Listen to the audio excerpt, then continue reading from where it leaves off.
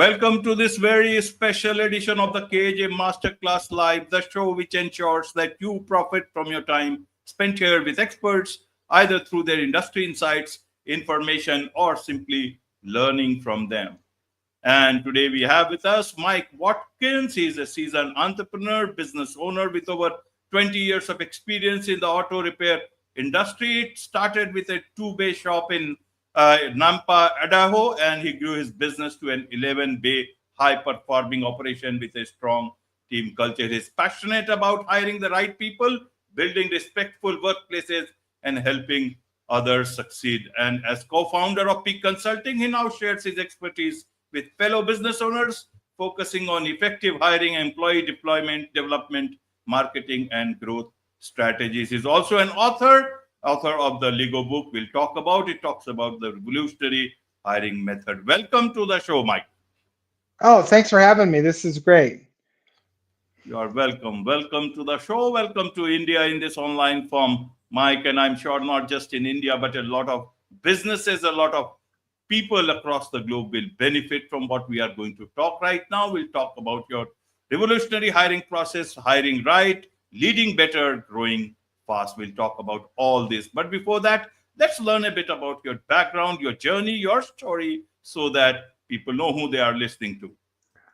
All right. So I grew up learning to ride bicycles, and I had flat tires, and I had to fix the bikes in order to ride my bike. I really wanted to ride my bicycle, and that turned into using all the tools around the garage.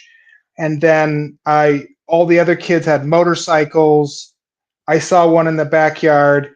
It never ran. I learned how to fix it. I figured out how to start this thing, and it started a whole lifetime of fixing cars and fixing things and using tools. And I got to the point about 22 years old where I decided I was going to start my own business. So I did some college classes, and I found that there was quite a bit that it took a lot of time to go to college. And I said, the heck with this, I need to get the real life experience. So I started driving around with a van and fixing cars on the side of the road. And that grew into a 2-bay shop, and then an 11-bay shop. And actually in November, we opened up a second store with one of my top employees. She's a 25% partner in my second shop. That's the benefits of hiring right. That's kind of my journey here is one piece at another. So I basically started from the trenches. Most of my stuff is on the job training, learning, and making mistakes. I definitely do read a lot of books, and I do study, and I try to grab the best from all of these other entrepreneurs out there as well. And one of those things actually led me to solving the hiring problem that I think that millions of people across the globe will actually benefit from my book, and how that book helps you grow as a leader and be able to expand your business and do it fast. Absolutely, Mike. So coming to the hiring right part itself, we'll come to the book separately because a lot of wisdom is in there. I want to understand, where did you learn this hiring right from? Because a lot of people, very big experts, big companies, they are not able to do it, and you are able to do it and are able to teach it to a lot of people. What is it about hiring right that you learned from where? And because I want to understand, why is it that you learned it, others can't learn it? And that is where this whole concept of the great resignation, quiet quitting, and everything, all these toxic workplaces, all these things have come up. I want to get into your mind for a lot of, especially small businesses who are scaling fast. Awesome. Well, I actually had help with a consultant, and one of the things we learned about that has a specific energy level or emotional level that people have, that they display and that they use and work in life. And based on their emotional level and who they truly are emotionally will determine how much work they do. And also determines how much their abilities are going to expand or not. So everything is critical based on how they are emotionally. If they are an antagonistic person or secretly hostile towards other people or just trying to look out for themselves, or if they're cheerful, what does a cheerful person do and what do they look like? And these are the things that I hire on, is based on the attitude. And that's a significant part of it. Attitude is actually the most essential thing. If you have the right attitude, you can learn to do anything. And people in the world today, they want to look at some manuscript that says that Bobby or Joe or Billy learned all this stuff at college and he should do it. And they put these people on work and they don't know how to do it, or they put them in work, but they have the worst attitude and other people quit. So now you're hiring because you hired someone that's a total jerk and you lost all your good staff because you hired one bad attitude. And that is the critical thing. And leaders need to take responsibility for every person on the team.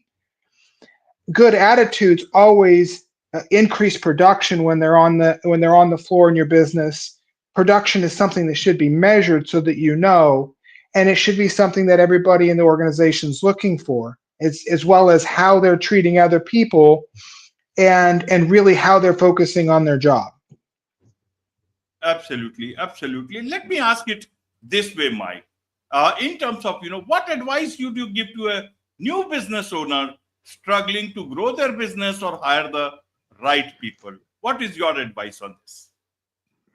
Well, if we don't want to get into the book, I will tell you that finding out who that person really is and doing a proper interview before you just decide, I need somebody, they look like they might be able to do the job, they're telling me they're doing the job, I want you to show me you can do the job. And I'm going to wait. If I don't get any certainty by 90 days, for sure they're out. They're not worth your time. But I want to know certainly before I make a job offer for somebody that I know that they're going to be able to do it. And if I don't get that from the person right then and there in the interview, that I'm certain about them, they're not right. There's a certainty that comes with the right person. They display things. It's more than just how they're interviewing. And remember that people, and we'll go into in the book, people fake who they are in the interview. So you really got to do, right now we actually have people come in and do on the job interviews and show me that you're going to pick up the phone and how you're going to talk to my customers. Show me that you can handle a customer exactly the way I want them handled. Show me that you can interact with other people. I want to see it. I don't want you to tell me that you can do it. I want you to show me that you can do it. Absolutely, absolutely. Let's bring in your book in, the Lego book. Yeah, the Lego book. Yes. Wonderful. Firstly, let's talk about the name itself. Why the Lego book? What does it mean? Who is this book for? I thought it was about games. Office is serious business. Yeah, this is the most amazing thing for a small business owner that has struggled with hiring and they don't know who to hire and they don't know questions to ask. The Lego book was my solution. This hiring kept ruining me. I was knocking my head against the wall. I kept hiring the wrong people and it was like the door. I'd hire a new person and they ended up being the same person I hired again with the same attitude, just a different name. And sometimes I'd pay them more money and I was kept getting the same thing. What is going on? And I was having production trouble at the time as well. The guys were telling me, well, it's this and this in the shop, and these are the problems. And one day, I was building the Millennium Falcon. This is big Lego kit my kids got me for Christmas, and I made a mistake in building this. And I had this little light kick on. I'm like, I have this idea. The next day, I went to Walmart and I bought these Lego boxes that said build this little Star Wars Lego kit, and I just handed it to my mechanics who couldn't get this work done, and I watched them all. I said, whoever gets done, here's $20. And here was my fastest mechanic. He got that done just right away, 8 minutes. And the other two guys, 25 minutes later, they were still building those Legos, and they didn't do it right. I found mistakes, and they had the pictures in the books the Lego kits come with pictures on how to build it. These guys could not do instructions with pictures. No wonder they couldn't. No wonder I was having trouble with these guys getting cars out in a reasonable amount of time. No wonder cars would come back with the same problem. No wonder they put on new part and it wouldn't work. It was right there in front of me. I could see it clear as day. And so I started to think with this, and one day I needed a new manager. And I'm like, this manager's not working. And I had 7 interviews lined up. That was going to be 7 one-hour interviews. I don't know what to ask this manager question. I'm tired of getting the same crappy guys. The first guy walked in, I know what I'm going to do. And I grabbed that box of Legos and I handed it to the guy and I said, are you ready for your interview? He says, yes. I said, build me this Lego kit. And he looked at me and he looked at the Lego kit and he looked at me and looked at the Lego kit and he looked up and said, I don't have time for this. And he put the Lego kit down, he grabbed his briefcase and he left. And I'm going to tell you something. I interviewed somebody, or I was watching an interview of somebody at my shop less than 2 weeks ago, and that guy did the same thing. That tells me so much about the person. The guy has got way too many problems for me. He wasn't willing to do the first thing I asked him to do. He's never going to do the things done the way I want him to do it. And so I saved 59 minutes of my life. I had 59 minutes to plan, 59 minutes till the next interview, and I interviewed everybody else the next day. And let me tell you something, I saw the craziest results. I had 1 out of 7 persons could do that Lego correctly, and I hired that one guy that did it correctly, and he worked out very well for me for quite some time. And so that was my aha. The basic thing is that people need to be able to follow instructions, and I found out there were so many things that you could learn from having them simply perform building a certain size kit with a Lego kit. I could see what their attitude was. If their attitude was crap, it was going to show up right away. I talk about it in the book. I can show that they can duplicate, that they can copy things correctly, that they can assemble things, that they can concentrate. You wouldn't believe in how many people can only concentrate for 5 minutes and then they're off something else. How quickly they could do things, how nervous they were. And what I found out at the end of this, which I thought was so amazing, is I was always the interview and it was crushing me. And you know, what I found is once I gave them that Lego test, they were no longer in control of that interview. Everything that they had learned to interview with went out the door because they had never had the Lego test. And I could ask them questions and they couldn't help but tell me the truth. I've had people give me the most alarming things that I know they weren't planning on spitting it out of their mouth. And of course, I didn't hire many of them because I'm like, yeah, you're not going to work out. And I could see if they couldn't build that Lego kit, I'm sorry, but you're not employable in my mind. And I can tell you from now doing hundreds of these, if a person cannot put a Lego kit together and get that copied, they've got stuff going on, but I can guarantee you in your business, you're not going to get the products you're looking for. This saves so much time. And as an entrepreneur, the one thing that you do not want to get bogged down with is wasting time. How does this hiring right lead to better leadership? Well, one, you cannot lead people who are not in agreement with you, who are not the right candidates, right? They're not gonna do what you say. It's like herding cats. If you have that experience as an entrepreneur, you can't get people to do things. Lego test them. You're going to find out they don't want to do stuff for you, or they'll do it and you'll see that they're resentful in doing it right away. You're like, yeah, this guy doesn't want to do this for me. He's not going to do anything else I want. He's only going to do what he wants to do on the job. And that's how you're going to get growth. The reason I was able to expand my business and have it stable where I could leave this business for months at a time, weeks at a time, and go help other people is because I was able to find people that are able to copy, have a great attitude. They did this Lego test and then they went on the job and showed me that they could do it. And I was able to build those people up. Those are who I want to spend my time with. If you can't do this simple thing for me, and you would be surprised how many people will walk out just when you're asked the first thing that your potential new employer asks you to do, you can't do it. A lot of big companies have some secret ways, but we need something simple for the entrepreneur out there that this thing isn't going to go away. It's not like everybody's going to now go test a Lego test out there. They don't know it's there. They don't know it exists. And the other thing is they don't talk about it when they leave the interview, because if they do bad, they're kind of embarrassed.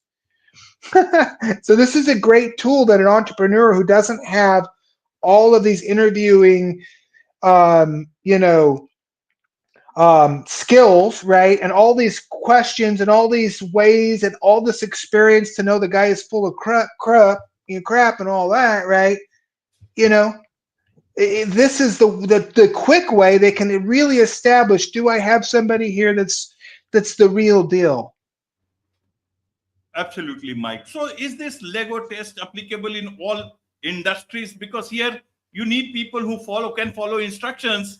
Other places you need people who can independently work for you, who have got a mind of their own.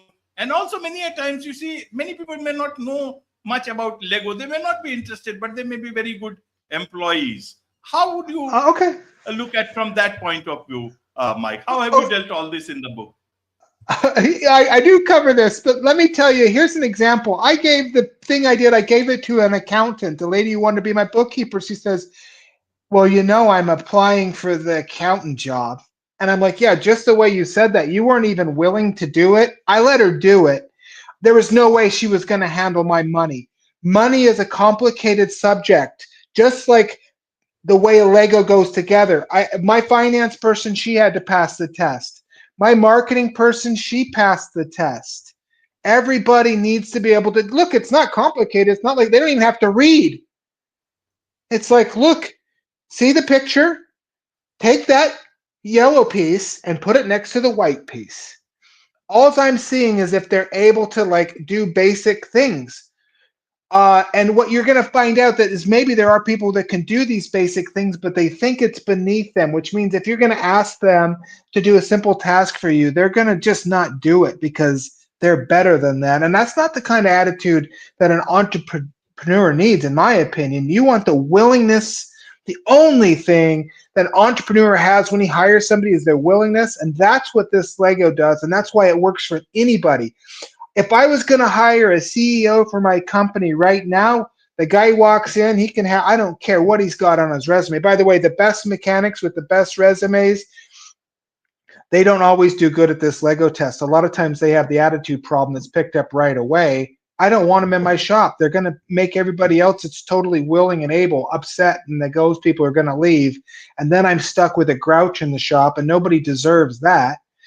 I would take, and I would get quite a large Lego kit. I would invite the person into my office. I would ask them if they were ready for the interview. And I would give them a Lego kit that I know is going to take several hours to do. And then I would watch them do it. And then I would get them to finish it and show me that they can stick with it. How long can this CEO, how long can this person stay concentrated on this project? It's like, to me, because they're asking to work for me, they need to know what's important for me, not what they think is important in the interview. I could give a crap what your answers are to these silly ass questions that people ask. Yeah, I want to know if they have goals, but I can tell you right now, if I give some guy a 4-hour, 3-hour Lego test that's going to run my multi-million-dollar company and my multiple shops, and he won't sit down and build me, let's say, this Mustang right here,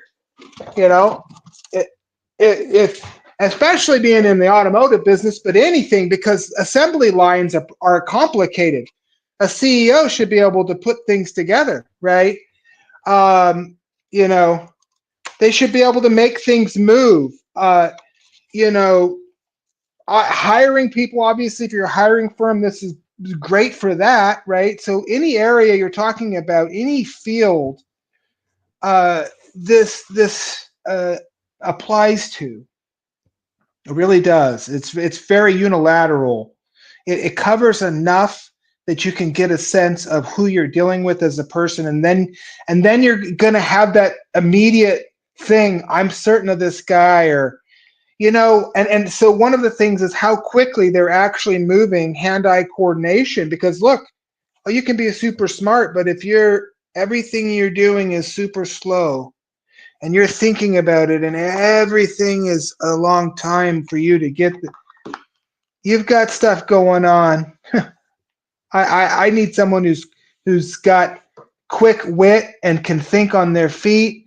Those are the people that are going to come up with solutions. Absolutely, absolutely, Mike. Now, in terms of the book, who is this book for? Is it for everyone? Is it for only the auto industry guys, or is it for other specific industries? I think you can take this anywhere that you're thinking of. Definitely a plumber, definitely electricians. But like I said, I'm going to check this. I actually had this at a company that did clutches for motorcycles and had them interview people. I've had it at a company that did nutritional things that they have people on assembly lines, and it didn't matter what position because they're going to find out later when they hire they're hiring 15 people a day. They just want to know that they have the right people that are going to contribute, and they'll fit them in the right locations. And you could just find that this does work. This will work with business executives. This will be definitely in management. It's definitely a key thing in management. Um, I fast food workers. I think you're entrepreneurs. I think you're, say somebody at Subway. I'd have somebody at Subway do that. I don't want them to cut their fingers off in the meat slicer, burn the bread. If I, those people that are in franchises, those people that are starting their own restaurants, because again, if they can't even follow pictures, how are they going to follow all your written instructions on how to do their job? We're talking about something very, very simple and basic that, most of these kits you will find that I'm talking about are 70 to 100 pieces in the book. It says that even a 7 or 11-year-old can do it, but why is it that I give it to a 40-year-old and they can't do it? Well, I'm here to tell you the world's beat those people up pretty bad because they could probably done it 30 years ago and suddenly now they can't. And I'm not interested in hiring a bunch of people with a bunch of stuff that they don't have handled. I want really good quality people. It's a waste of my time. It's slowing me down. I want people that can move at my pace or close to my pace. It's hard to find people who move at my pace, but as close as they can. Absolutely, absolutely, Mike. So I want to understand, as co-founder of Peak Consulting, when people come to you for help to understand what is their reaction to the Lego test, do you tell them about this? What is their reaction? How do they understand these things? Is it something that others also like it in terms of hiring the right people? I have never had anybody tell me that it was not awesome. Awesome is the minimum level of how genius it is. The number one thing that people are having trouble with in business is hiring people. The number one problems that companies are having is getting their employees and their key people to get the work done. And then we find out that they don't have the right attitude to start with. I mean, I have no problem going in and testing half a dozen people in a business. It's not a problem. And every time there's been a problem, I've even looked at people I've hired and gone back and saying, what did I miss when I tested this person? Oh yeah, he gave me this like funny look when I gave the test to him. And he was totally able. I've found that people are totally able, but in the back, they did the thing, but then they just didn't do it. They were just totally unwilling, and I missed that. And so it's not for everyone, but I need to know they're capable, and then I can examine to see if they're willing. So yeah, I think that people have really loved and enjoyed this because their number one problems is always people. They usually have a great product. They usually have some level of organizing ability, and they're usually overwhelmed with employees who can't learn things and or who aren't purposely are working against the organization. Absolutely, absolutely, Mike. What about a growth-oriented workplace culture? How do you build that? Again, does this Lego test automatically lead to that, or does it need much more beyond that? What I think that you will see, and what I've experienced in doing this, is when you get people that can do this really well, and there's things I call good indicators in the book when people get done. And my perfect example of this on growth mindset for my company is, in fact, my executive director, who runs, she not only runs my shop now, she runs the shop she's a partner with, and she handles marketing, and she handles this, getting the sales team to do it, and she interviews all the people, she handles the personnel problems, she does a lot. uh, and I think what you're going to find is that just having this able person, right, that's got this attitude, it's shown this with the, I've proven this with the book, that what they're capable of. She is bringing with it, with that attitude, that growth mindset as well, because she has it. That's part of who she is. And that's what we know is, like, if the person uh, doesn't do well at this, they're not going to have that growth mindset. If they object to doing it or have some indication that they didn't like it, they're really not growing, because we ask them, do you like new things? And most people will answer yes, but the truth is most people don't like new things. They're scared of it. And then we give them the Lego test and we really find out, if they really like new things. And then what we do with that, as far as culture, is we mandatory, no matter what is going on in the shop and in the world, we have a company-wide training every week at the same time. I've never done this before, but in the last couple of years, I've closed the doors. I don't care what business I'm missing. The missed business isn't worth not having the team together to go over. We train together as a whole team, and sometimes we break up and we train in our specific areas. And that's sometimes in the fixing of the cars, sometimes that's in how we run as an organization. And that's to me, that's a key factor in, you both have what you're delivering out there as what I'm going to make snow cones. Great. We have the how to make snow cones, but then we have how to do things within the company that makes snow cones, and everybody needs to know, and everybody needs to train on that together. And there's certain principles and rules and policies that need to be implemented. And what we figure is that we put somebody on, and if they haven't done their training on their own personal training in a couple months, they really aren't interested in the growth.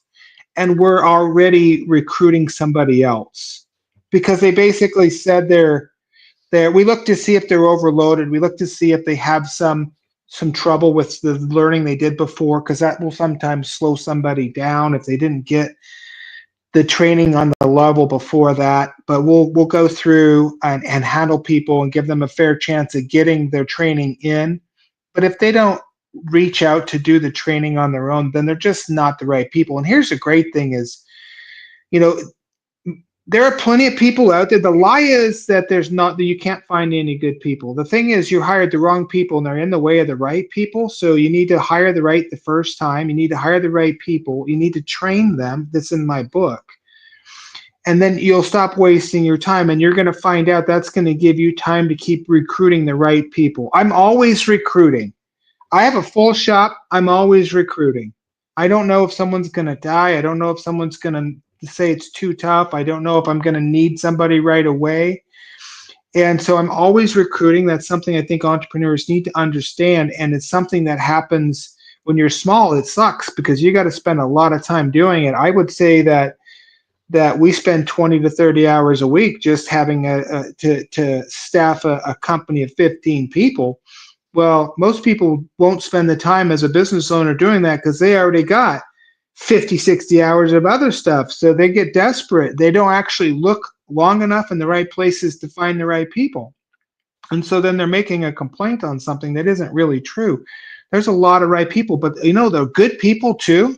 You just like these entrepreneurs and even longtime business owners, we sometimes hire the wrong people, right? And we get burned and we think, but we have to understand from the employee's point of view too, that they've also been burned by employers, and maybe it's an equal 50-50 out there. And we need to handle that before they even come on with them before they come on to the new job, or they're going to already come in here with a mindset that am I going to get screwed again?